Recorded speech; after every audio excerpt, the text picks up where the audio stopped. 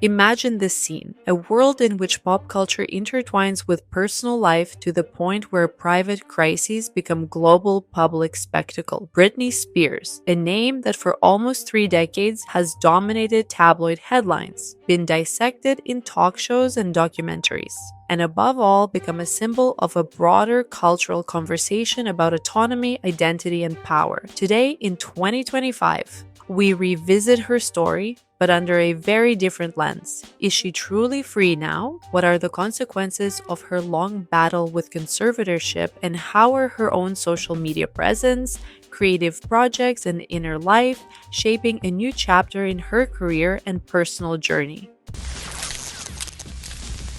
Chapter 1: Brief recap of the turning points. To understand what's happening now, let's quickly review the milestones.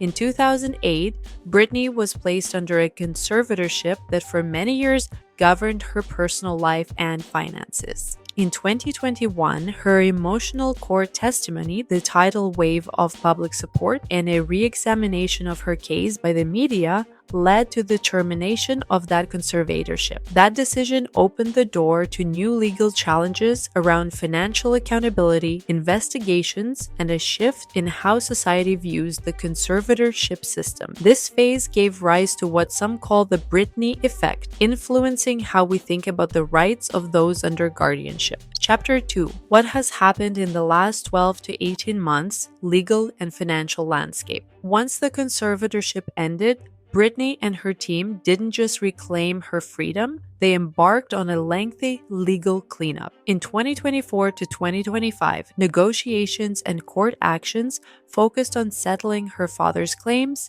adjusting legal fees, and addressing the financial legacy of the long conservatorship. Reports this year mentioned that she agreed to payouts amounting to millions of dollars in connection with legal costs and settlements. These resolutions have partially closed the long chapter of guardianship, but also raised new questions about transparency. Who profited, who oversaw the finances, and how were decisions made behind the scenes? While many details remained sealed in confidentiality agreements, the legal landscape in recent months is clearly shifting toward settlement and closure.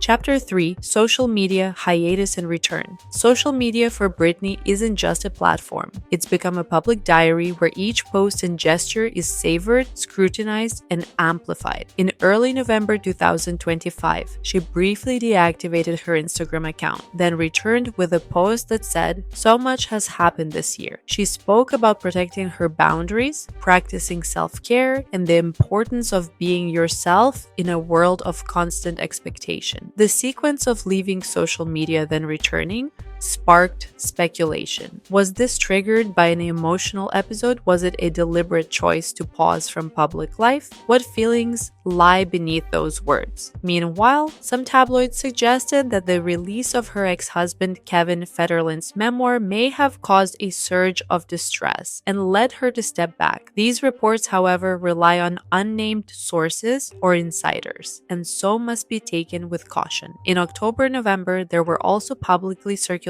images and videos showing bruises or wrapped wrists on Britney's hands, prompting concern among followers about her well-being and safety. No official confirmation of injury emerged, and her team either declined to comment or offered brief reassurances. It's essential to distinguish between verifiable actions, account deactivation/return, public posts, and inferences about motives or emotional state.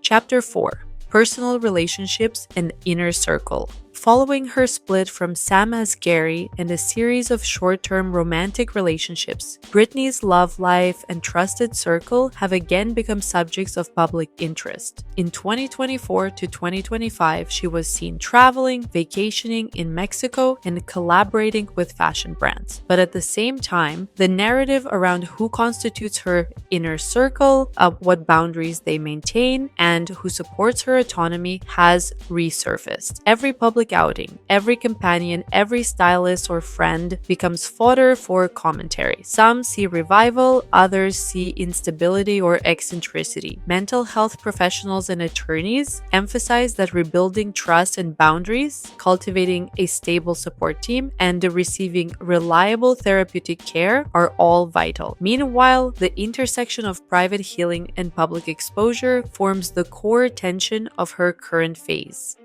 Chapter 5: Creative Projects and Commercial Partnerships.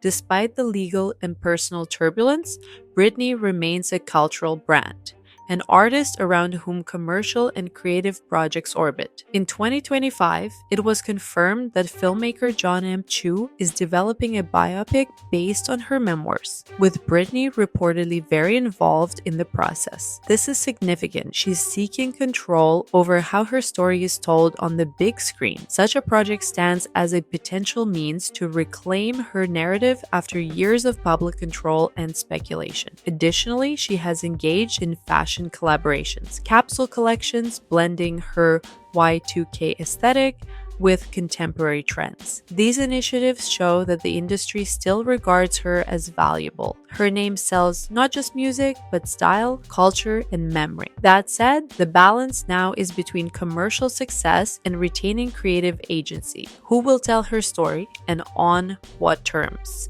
Chapter 6: Documentary Investigations, Media Scrutiny, and Public Interest. Documentary works about Britney, such as Framing Britney Spears, Controlling Britney Spears, and Britney vs. Spears, have done more than document facts. They sparked a rethinking of media exploitation, institutional power, and the commodification of celebrity suffering. Their ripple effects reached beyond pop culture into legal reform. In some US states, discussions started on conservative guardianship reform and increased transparency. Still, in documentary journalism, there's a fine line between truth-telling and sensationalism. Some critics argue that despite their positive intentions, such films may simplify complex legal systems or lean on dramatic narrative rather than full analysis. For an accurate understanding of Britney's present situation, you need to combine journalistic investigations with legal records and direct data.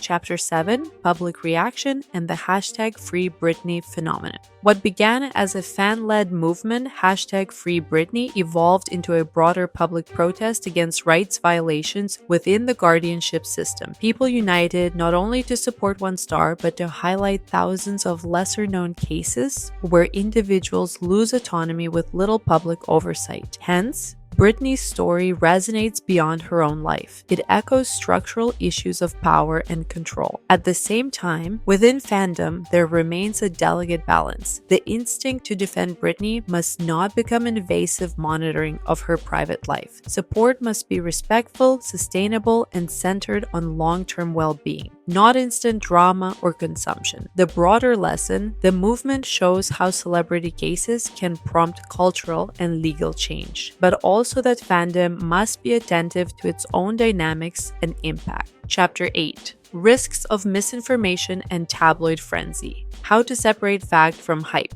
In high-interest situations like this, the media universe fills with official statements, anonymous insiders, speculative features, and sensational photo stories.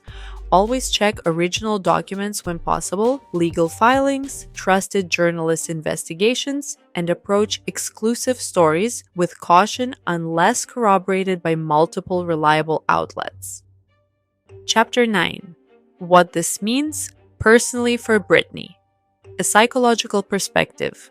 The emotional fallout from years of losing control over one's own life, combined with living under relentless public scrutiny, is what clinicians call complex trauma. Regaining autonomy is not a single event, it's a process. Rebuilding decision-making ability, reconfiguring personal boundaries, relearning trust in relationships, and forming a reliable support team. Public exposure complicates that process. Every step is witnessed and judged, and missteps become magnified. For Britney, the priority now isn't necessarily a dramatic career comeback, it's stability and health. Only once that foundation is more solid can the other ambitions flourish.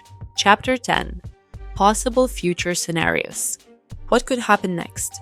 Here are 3 plausible pathways. Focus on creativity and narrative control. She dives into the biopic, new music, or touring with full artistic and business control. Ongoing legal and reputational settlement. Attention remains on wrapping up financial issues, legal accountability for past management, and protection of her name and legacy. Partial retreat and prioritizing privacy. She steps back from the spotlight, emphasizes health, therapy, and a smaller, trusted inner circle. Realistically, the future likely blends elements from all 3. Private healing plus selective public engagement. Creative resurgence under her terms. Britney Spears stands not only as a pop culture icon, but as a living emblem of personal rights, power, and resilience. As of November 2025, her story is a complex weave of legal settlements, emotional recovery, and the fight to reclaim authority over her life and narrative. We witness a woman who is once again learning to own her story within a world that has long claimed ownership of it for her. Her journey remains open-ended, still unfolding in real time, and what comes next will be as much about her personal evolution as it is about the changing culture around celebrity autonomy and control.